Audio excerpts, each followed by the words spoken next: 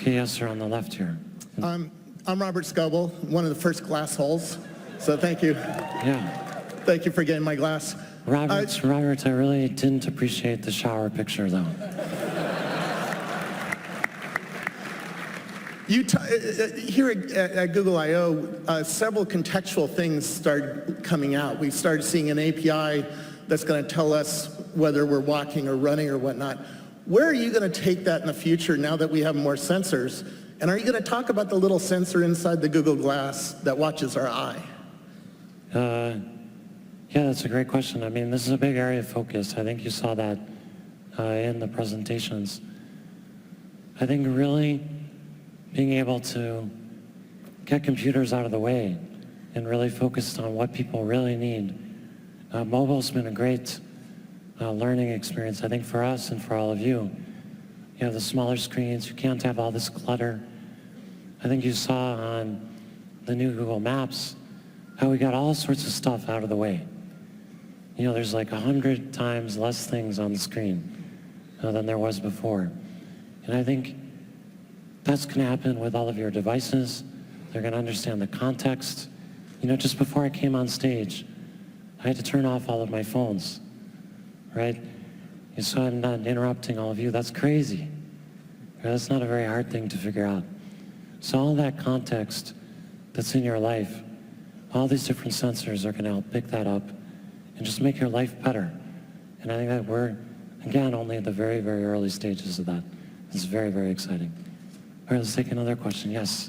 Hello, Larry. My name is Daniel Buckner. I have the opportunity to work at Mozilla on a lot of the web technologies with you guys here at Google. And I just, I saw a lot of the great web technologies you had here on display. And I know people had this question leading up to Google I/O, but are we ever going to see the web up-leveled in Android or subsume what is there now to be the operating system of mobile and your platform? Sorry, you're asking about the future of the web. Yeah, are we going to see it? I mean, Android right now, it runs on Java. It's a native platform. It's great in a lot of ways. Are we going to see the web and all the fantastic technologies you showed off here today be the center of that? Well, I think, we've been really excited about the web, obviously being birthed from it as a company. And I think that, and we've really invested a lot in the open standards behind all that. I've personally been quite sad, standards behind all that. I've personally been quite sad at the industry's behavior around all these things. If you just take something as simple as instant messaging, we've kind of had an offer forever that will interoperate on instant messaging. I think just this week, Microsoft took advantage of that by interoperating with us, but not doing the reverse. Which is really sad, right? And that's not the way to make progress. You need to actually have interoperation, not just people milking off one company for their own benefit. So I think Google has always stood for that. I've been sad that the industry hasn't been able to advance those things, I think generally because of a focus on negativity and on zero-sum games. So I hope we try to be on the right side of all those things, but we also try to be practical and look at what other people are doing and not just rely on our principles to shoot ourselves in the foot and our users in the process. So, I don't know how to deal with all those things. I'm sad that the web's probably not advancing as fast as it should be. We certainly struggle with people like Microsoft. We've had a great relationship with Mozilla, I think, and value that deeply. I'd like to see more open standards, more people getting behind things that just work, and more companies involved in those ecosystems. I think that's why this conference is so important. But I wouldn't grade the industry well in terms of where we've gotten to. In the very long term, I don't think you should have to think about, as a developer, am I developing for this platform or another or something like that? I think you should be able to work at a much higher level, and software you write should run everywhere easily. And people like Mozilla should be able to add meaningfully to that and make platforms and other things. So that's how I would think about it. Thank you. It's a very, very complex and important question, though. Yes, ma'am. Hi, I'm from Colombia, and the only reason because I didn't quite to finish my law studies was thanks to Google. So I have dreamed in this question many times, and I would like to ask you how Google will let us protect our freedom of speech through internet. Thank you. Yeah, that's a great question. I mean, I think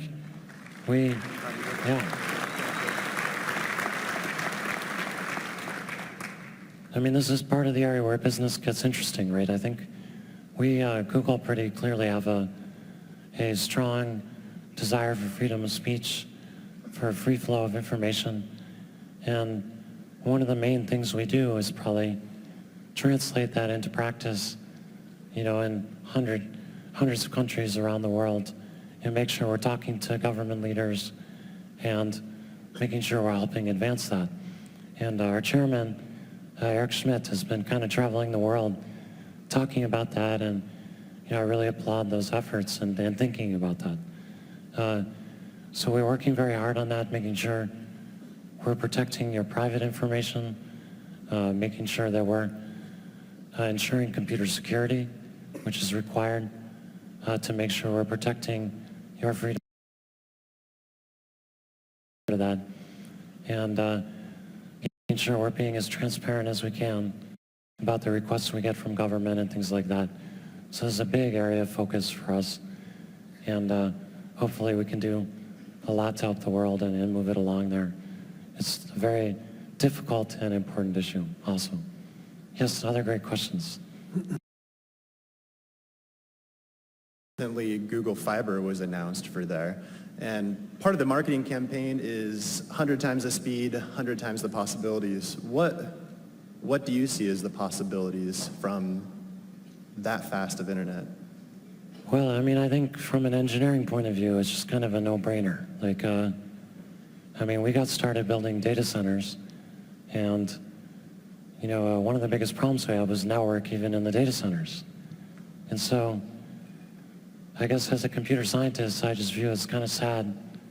We have all these computers out there, and they're connected to each other through like a tiny, tiny, tiny, tiny little pipe that's super slow. And so in a sense, all the computers we have in the world, most of them are in people's houses. Most of them can't be used for anything useful. So, it's obviously ways to go from where we are now. We don't really have software that's designed to use those things yet. But we know if we build that capacity, we'll be able to use those computers for all sorts of interesting things. And even basic things like the bandwidth of your visual system, it's pretty high compared to the bandwidth most people have. And I think it's pretty clear we want to deliver bits to your eyes, just as a basic thing. So I'm really excited about what we'll be able to do and what you'll all be able to do as we get more people with super high-speed connections. And probably gigabits are just the beginning for that. What we really need are low latency connections that operate at computer speed, whatever that is that you have inside of your house. So I'm really excited about that. So we're just getting started. All right, in the middle now. Yes, the black shirt there. I'm Yaniv Telmor from Vancouver. We've seen Google move into some physical real-world products like Google Fiber and the autonomous self-driving cars and the renewable energy cheaper than coal initiatives. Curious if you can elaborate on further projects that Google is planning to get into regarding physical world type initiatives. Yeah, well, my compatriot Sergey Brin, who last year arranged the skydiving, but this year did not. I mean, he's focused, Google X is focused on real sort of atoms and not bits. And part of why they just feel there's a lot of opportunity there. And, Sergey's having a great time doing that. That's, I think, a really, really fascinating and amazing job. I think that possibilities for some of those things are, incredibly great. Technology, if you look at technology applied to transportation, hasn't really started yet. We haven't really done that yet. So I think, and automated cars are just one thing you could do. You can do many, many other things. So I think we're very excited about that area. And we also think it's a way that the company can scale. I think that to the extent all of our products are interrelated, we actually need to do a fair amount of management of those projects to make sure you get a seamless experience, both as a user and a developer, that it all makes sense. When we do some of these other kinds of things like automated cars, they have a longer time frame and less interaction. And so I actually encourage maybe more companies to try to do things that are a little bit outside their comfort zone, because I think it gets them more scalability in what they can get done. And so I think we've been surprised also, even when we do things that are kind of crazy, like the automated cars, it turns out, you just saw the mapping stuff we finished with. The technology for doing mapping in automated cars turns out to be the same. And so we have a bunch of great engineers that just moved over from those efforts, and they did it naturally and scalably. So, and they're excited about it. And so I'm really, really excited about that too. So every time we've done something crazy, Gmail, when we launched it, I think we had 100 people in the company when we launched Gmail. And people said, "You're nuts, you're a search company. Why are you doing Gmail?" It's because we understood things about data centers and surveying and storage that we applied to email. And that was a great thing we did that. And so I think almost every time we've tried to do something crazy, we've made progress. Not all the times, but almost every time. So we've become a bit emboldened by that. And the good news is too, no matter how much money we try to spend on automated cars or Gmail in the early stages, they end up being small checks. So they don't really cause a business issue either. So I'm really excited about that. I try to talk about that in my remarks. That's why I say I think we're at 1% of what's possible. Yeah, another question. Yeah, hi Larry. It's Greg with DSky9. We're developing apps for Google Glass. And I was really excited to see all the new things that Google is providing, and also realized that it kind of trounced most of its existing businesses. I was wondering if you could speak to what you feel are the largest area of opportunities for developing on Glass outside of what Google will provide naturally. And a bonus question, what will be the production run for Glass for consumers? Well, I mean, I have to ask Sergey that, but so I don't know what the production numbers will be. I think we're more focused on with Glass. Glass is a new category. It's quite different than existing computing devices. And so I think it's great that we've started on it. But I think our main goal is to get happy users using Glass. And so we put a bunch out to developers. I see a lot of people with them in the audience. We want to make sure we're building experiences that really make people happy. And so the team has tried to build the minimal set of things, just for practical sake, minimal set of things that will provide a great experience and make happy users. And then, we can get going and work on it for the next 10 years. And, every successive one is going to be better, obviously. So I think part of the answer is we don't know. I think the basic use cases we have around photography are amazing. I love taking pictures of my kids with Glass and movies and so on. And I find that, for me, that's enough. I have young kids. For me, that's enough reason to have Glass just there. I think if you didn't have young kids, you might not feel exactly that way. I'm not sure. I have young kids, so can't tell. Communications are also pretty amazing. Navigation is amazing. Certainly if you're walking, if you're in Manhattan or something, having Glass for navigation is unbelievable. I find it's really, really nice. And I also find that So navigation's amazing. Some of the core experiences we have, I think, are pretty amazing. Communications, phone calls, SMSs, voice. You saw the things we're doing around voice. It's amazing to always have the device there to do that. So I think ultimately a lot of your experiences can move to glass, and we're relying on all of you to figure all that out. We're trying to get the base thing to make happy users so we can get on with it. We're aligned with that. Thank you. You're welcome. Yes, over here. Hi, my name is Caleb Allen, and I was wondering what advice you would give to the rising generation of technologists. What would help technology keep moving at the pace it's been moving at for the last 5 or 10 years, and how would they do that responsibly? Yeah, I mean, it's a good question. I think for me, actually try to use Google a lot, and I research things really deeply. So, you know, before we get something started, I try to actually understand it. And I think, and not just really understand it, like understand the crazy people in the area. And Google's great for that. You can find the craziest person in any given area. And I think normally people do not do that. So I think you want to think about, you know, the base thing, you know, whatever it is. You know, we've been obviously working on smartphones a lot. They're relatively expensive now. And with Nexus 4, we tried to improve that a bit. But, you know, if you look at the raw material cost of a smartphone, you know, I guess it's mostly glass and silicon, tiny bit of silicon, a little bit of fiberglass. I don't know, the raw materials cost of it's probably like $1, you know, or something like that. I think glass is 50 cents a pound or something like that. So I know metals are 20 cents a pound. Phones don't weigh very much, right? So, and silicon is very, very cheap.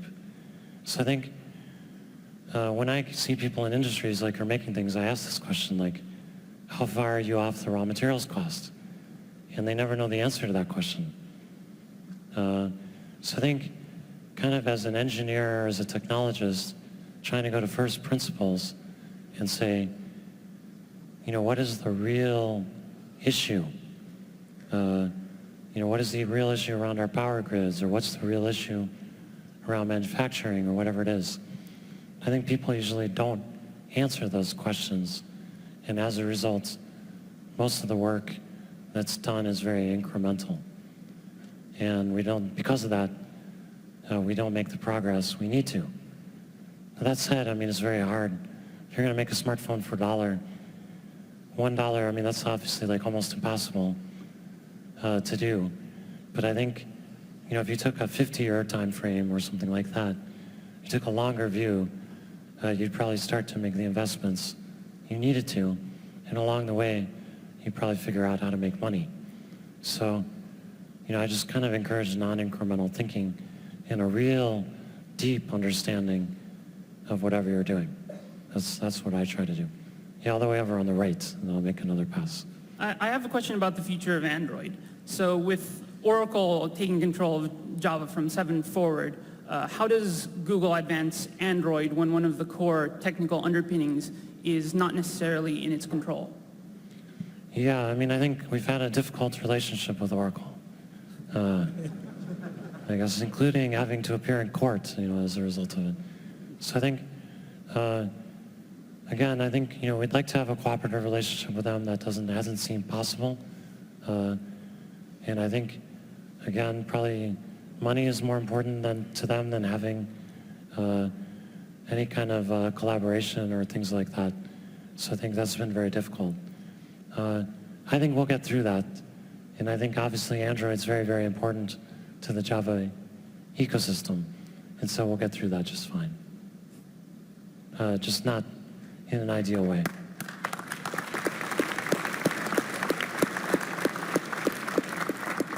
Yeah, another question. Hi, my name is Prashant. I'm an Android developer from India. I'm a heavy Google user. Most of my opinion, actually, I can trace back to a Google search. And as we saw today, it become more and more personalized and predictive. I kind of worry that it kind of enforce my worldview and kind of rule out the possibility of some serendipitous discovery of other side, you know. So any comment on that? Yeah, no, that's a really great question. People have a lot of concern about that. I'm totally not worried about that at all. And it sounds kind of funny to say, but that's totally under your control, and our control is cool. So I think it's very important to have a kind of wide worldview, to have education, all those kind of things. But the right solution to that is not randomness, right? So you can't really argue doing a bad job of returning whatever you wanted is the right way to educate you. It's just not. It'd be better to return exactly what you wanted when you wanted and use that saved time to have you read the news or read textbooks or books or other things that might be more general. So I think we can put that into the algorithms. So I think, I guess in my very long-term worldview, 50 years from now or something, hopefully our software understands deeply, what you're knowledgeable about, what you're not, and how to organize the world so that the world can solve important problems. People are starving in the world, not because we don't have enough food. It's because we're not organized to solve that problem. And our computers aren't helping us do that. So I think if you think about it that way, if you think about we need to make computer software and the internet that helps people solve important problems in the world, that will cause, as a side effect, for people to be educated about the things they should get educated about. And that's not the same as a demand. I'm asking for a particular thing I'm searching for. Those are different modes. So just got to make sure we're serving both modes and that computers can help you do that. So I could not be more optimistic about that. I think computers and software and things that you all write and we all write are going to help us solve those problems for people rather than just doing it at random. So, all right, next question. Hi, Larry. I'm Azman from GDG Lead Brunei. It's great that Google has developed a lot of new technologies and allow us to live in a better way that we are today. My question is not about technology, it's just a basic question for the developers and the countries that I came from in the Far East. We developers have been trying to develop applications, but one of the main issue for us in many of the GDGs is that we can't sell, that's one part.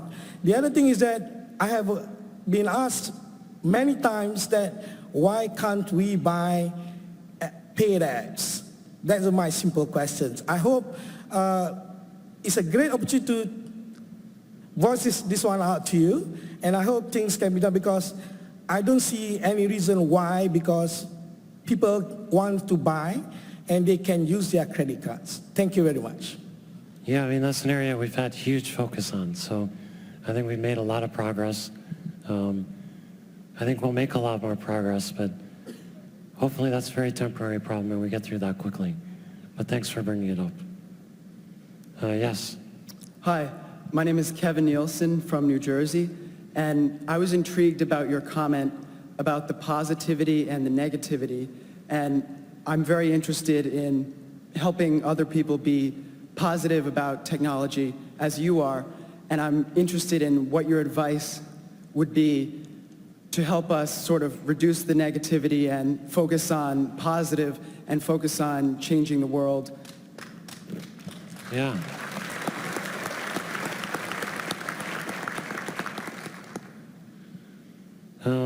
Yeah, it's a really good question. I think people naturally are concerned about change, and certainly not all change is good. And I do think the pace of change in the world is increasing. Part of what I would think about, I think that we haven't adapted mechanisms to deal with that. And maybe some of our old institutions like the law and so on aren't keeping up with the rate of change that we've caused through technology. If you look at, different kinds of laws we make or things like that, they're very old. I mean, the laws when we went public were 50 years old. Like, and the law can't be right if it's 50 years old. Like, it's before the internet's, like, that's a pretty major change in how you might go public. So I think we need to, maybe some of you, maybe the million people watching who love technology, maybe more of us need to go into other areas and help those areas improve and understand technology. And I think that's not happened at the rate it needs to happen. Yeah, thank you. And the other thing in my mind is we also haven't maybe built mechanisms to allow experimentation. There's many, many exciting and important things you could do that you just can't do because they're illegal or they're not allowed by regulation. And that makes sense. We don't want our world to change too fast.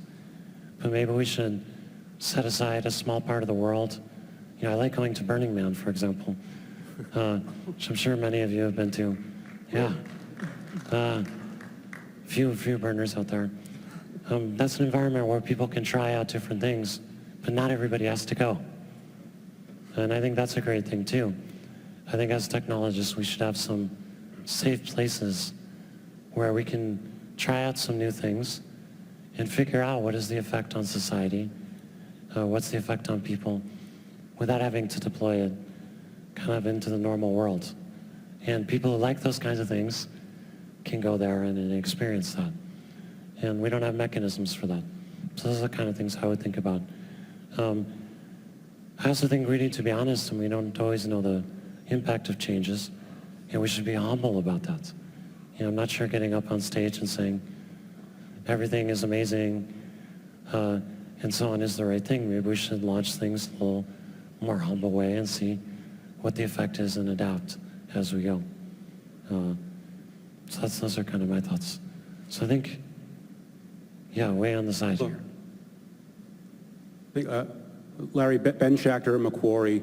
Healthcare impacts the society in so many profound ways and impacts the economy. What are the strengths of Google that you can bring to help improve healthcare? Yeah, I mean, that's a great maybe segue from the previous question. I think it's been difficult. We had Google Health. We didn't make much progress on it. And I think primarily we found that all the issues were regulatory.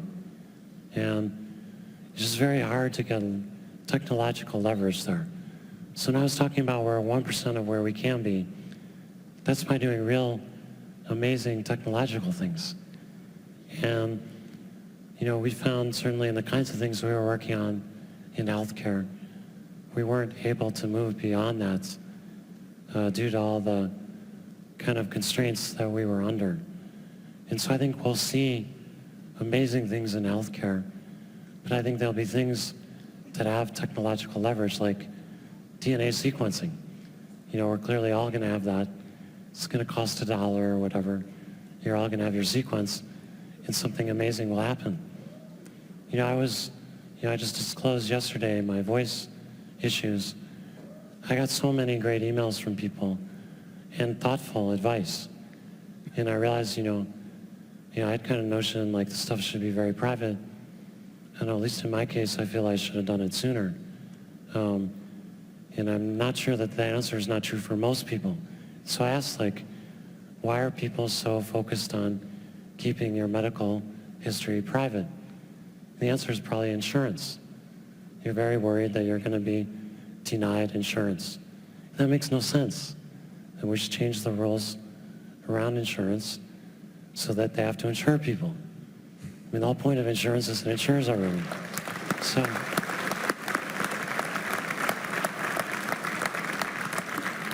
So again, maybe we have a safe place where people can go and live in a world like that, where they make those kind of changes.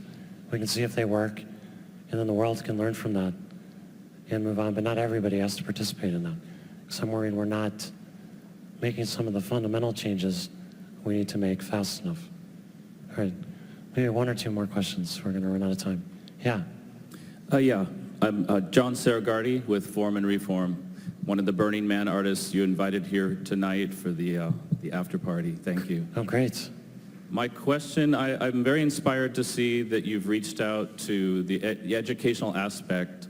I have a 6-year-old, glad to see that Google's moving that direction. My question is about women in the development community.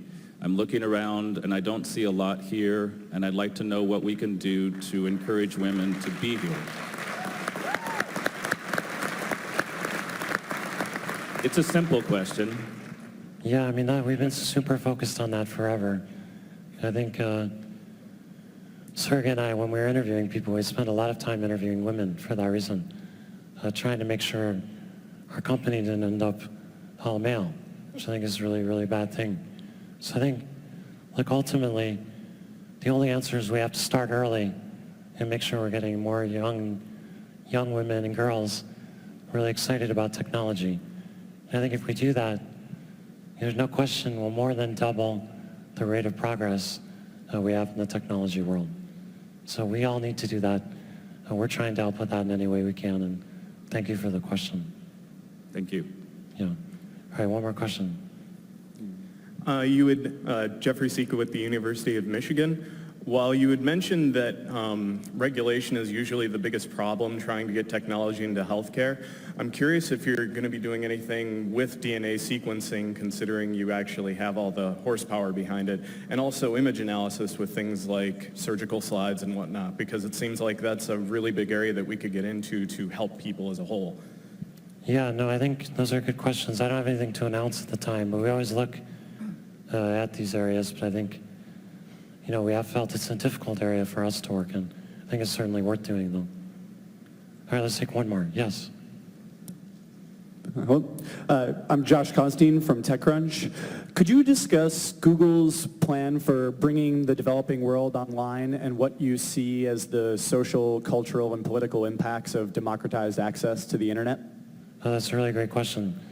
One of the things I always talk about in the company, when I talk to the company, is that smartphones are going to basically be amazing in these places. And so you don't quite have smartphones, for example, going into India or Africa because they're just too expensive. The average cost of a phone in India